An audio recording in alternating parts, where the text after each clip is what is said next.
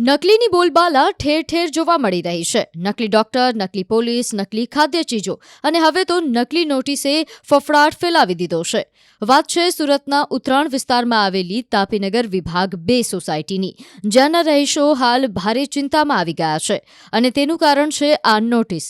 સોસાયટીના રહીશોના મતે અચાનક કેટલાક મકાનોની દિવાલો પર ડિમોલેશનની નોટિસો લગાવવામાં આવી, જેના કારણે સ્થાનિક રહીશો ભયમાં આવી ગયા છે.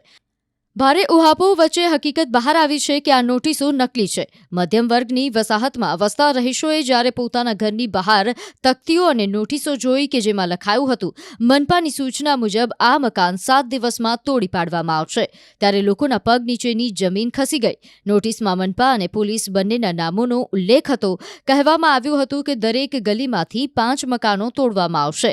જ્યારે રહીશોએ સુરત મનપા અને નજીકની પોલીસ ચોકીનો સંપર્ક કર્યો ત્યારે તેમને જાણવા મળ્યું કે આવી કોઈ નોટિસ મનપા તરફથી જારી કરવામાં આવી નથી.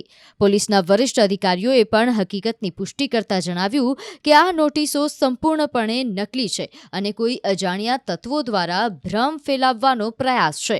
આ ખોટી નોટિસોના કારણે ઘણા ગરીબ શ્રમિક પરિવારો ફફડી ઉઠ્યા હતા, તો કેટલાક પરિવારો તો પોતાનો સામાન પેક કરીને ખસેડવાની તૈયારી પણ કરવા લાગ્યા હતા. હાલમાં પોલીસે અજાણ્યા શખ્સોની તપાસ શરૂ કરી છે. QR કોડ સ્કેન કરો અને ડાઉનલોડ કરો ન્યૂઝ 18 એપ. મેળવો ગુજરાત અને દેશ દુનિયાની પળે પળની અપડેટ્સ.